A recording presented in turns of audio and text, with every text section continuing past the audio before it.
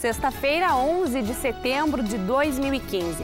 Seja bem-vindo, está começando agora o canal de notícias aqui pela UPF TV. Então fique com a gente e veja os assuntos que preparamos para esta edição. Seminário para discutir o Plano Nacional de Educação está sendo realizado na UPF pela Câmara dos Deputados. O encontro tem a participação da deputada federal Maria do Rosário.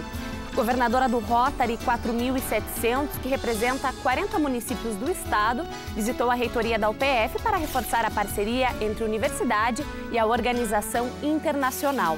Administrar em tempos de crise, esse assunto vai ser tema de uma palestra hoje à noite aqui na UPF. Como identificar problemas na fala ainda na infância. O trabalho de preservação de plantas e animais, realizado há 40 anos pelo MUSAR, Museu Zoobotânico Augusto Ruski, da UPF.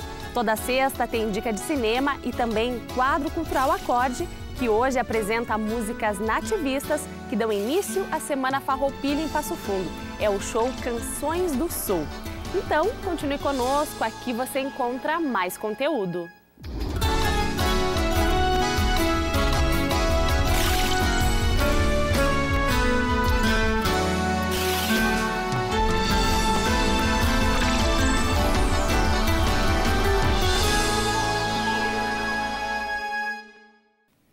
O Rotary é uma organização internacional que foi fundada em 1905. Os clubes prestam serviços humanitários para incentivar a paz e a ajuda mútua. E ontem o reitor da UPF recebeu a visita da governadora do distrito 4700. A visita aconteceu no gabinete do reitor da universidade. A governadora do Rotary 4700, Patrícia Camassola Tomé, veio até Passo Fundo para conhecer melhor as entidades e instituições que desenvolvem ações junto com o Rotary. A cada ano, a Universidade de Passo Fundo é contemplada com a visita dos governadores de Rotary quando vem na visita oficial aos clubes da cidade de Passo Fundo. Desta vez, com muita alegria, estamos recebendo a visita da Patrícia Camassola, que vem exatamente visitar os clubes e trazer a sua mensagem de Rotary a todos. Então, com muita alegria, estamos recebendo esta visita, né, e a oportunidade de, como rotariano, desejar a Patrícia sucesso nesta empreitada. O Rotary Internacional tem representação em 219 países. No Brasil, são 2.391 clubes e 38 distritos. No Rio Grande do Sul, o Rotary Clube é dividido em 5 distritos. O distrito 4700 é formado por 54 clubes de 40 municípios do Alto Uruguai, norte do estado e região de Caxias do Sul. A governadora distrital aproveitou o encontro para reforçar os laços de parceria com a Universidade de Passo Fundo e também para entregar uma lembrança da visita. É uma grande alegria estarmos hoje em Passo Fundo, conhecendo os 3 clubes aqui da cidade. E claro, nós tínhamos que vir também fazer uma visita aqui à Universidade de Passo Fundo, esse local tão importante dentro da cidade, regionalmente e também no estado, né? Difundindo a educação tão importante na vida de todo cidadão. Em períodos de recessão, são poucas as empresas que conseguem enfrentar a crise e sair ainda mais fortes em termos financeiros. Se preparar, estabelecer estratégias é fundamental. Bom, aqui em Passo Fundo, o encontro hoje à noite na UPF vai discutir como administrar em tempos de crise. Eu recebo aqui no estúdio o consultor empresarial e administrador Diego Gazzaro dos Santos. Seja muito bem-vindo ao UPF TV, Diego. Obrigado pelo convite. Diego, nesse período em que o Estado e também o país enfrentam a crise, quem mais sofre? É o pequeno ou o grande empresário? Ambos sofrem, né? Mas eu acredito que o grande, por estar mais estruturado, ele tem melhores condições de enfrentar a crise. O pequeno geralmente vai demandar um maior conhecimento e ele não vai ter a estrutura que o grande tem, de profissionais qualificados, de diversas áreas para se interrelacionar e para ajudar ele. Então, por isso que é necessário o administrador nessas empresas, tanto nas grandes quanto nas pequenas. Por quê? Porque o administrador ele tem uma formação que engloba várias áreas e ele desenvolve uma visão sistêmica durante o curso.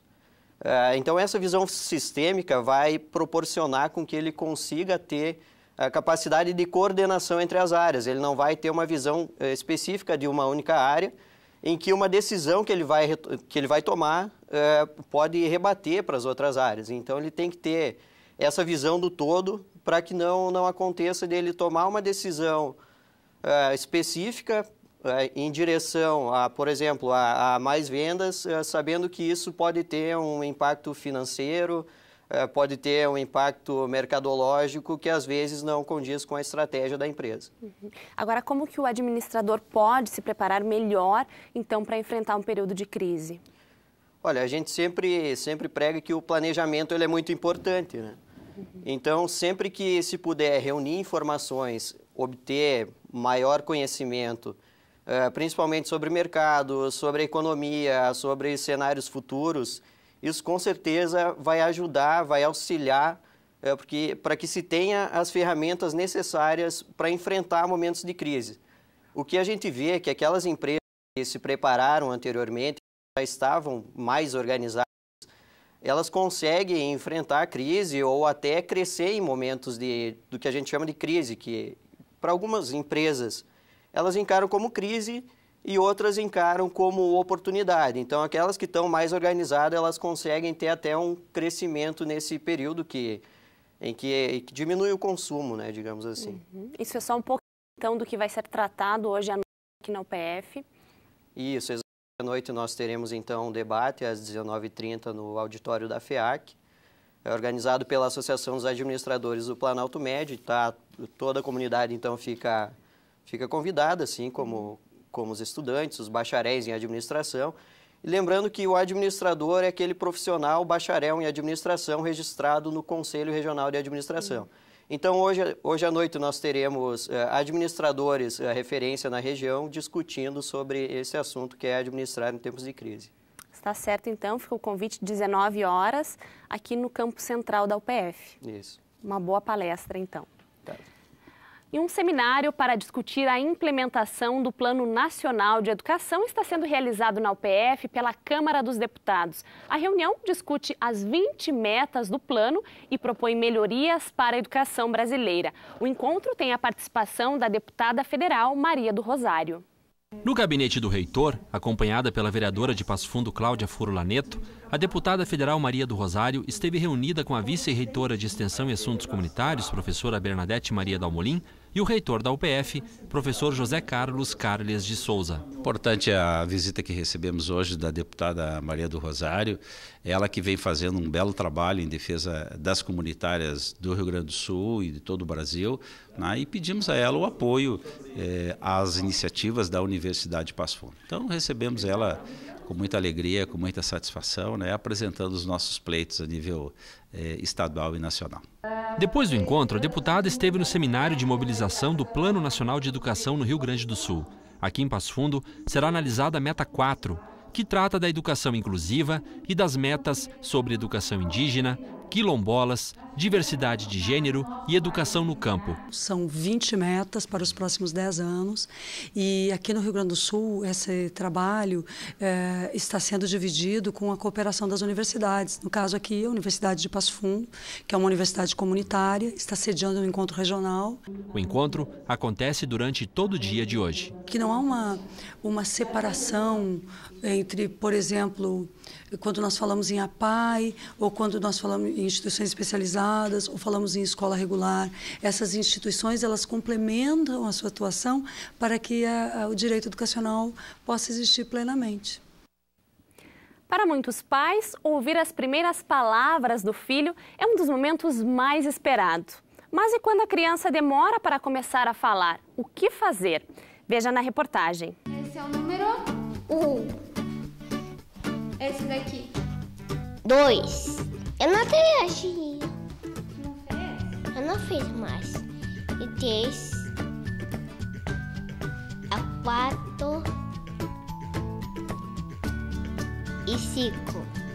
Cada criança tem o seu tempo para desenvolver a fala, mas os pais devem ficar atentos aos sinais. Chegou nos 2 anos, ainda não está começando a montar frases, fala poucas palavras isoladas, procura já um atendimento fonoaudiológico, né? Faz uma avaliação, vai receber orientações.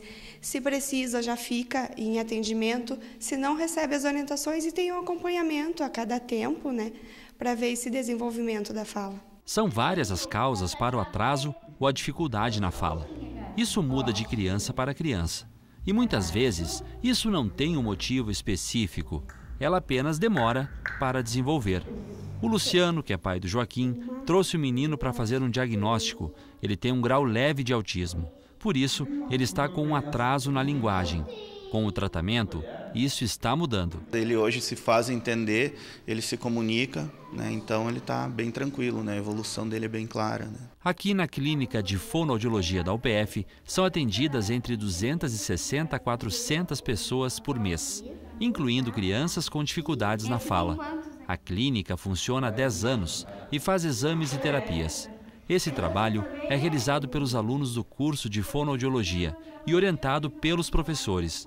Para estimular a fala nas crianças, essa equipe faz diversas atividades. Para crianças com troca de fonemas, a gente pode trabalhar jogo de boliche, a gente pode trabalhar atividades mais como jogos da memória, que tenham bastante figuras, objetos, jogos lúdicos como mini fazenda, bonecas. Então, jogos em geral que vão fazer com que ela fale com o objetivo, com as palavras que ela tem dificuldade.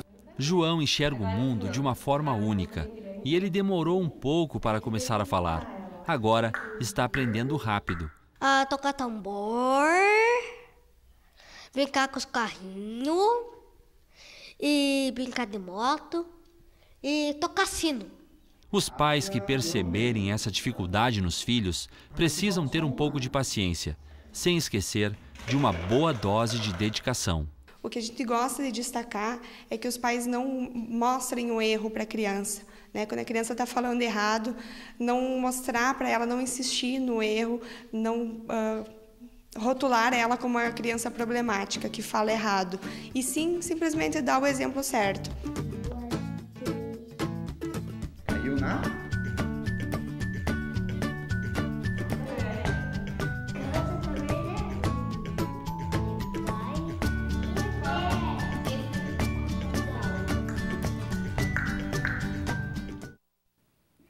E depois do intervalo, o trabalho realizado há 40 anos pelo MUSAR, o Museu Zoobotânico Augusto Rusk, da UPF. E ainda no quadro cultural Acorde, músicas nativistas que dão início à Semana Farroupilha em Passo Fundo. É o show Canções do Sul. Nós já voltamos.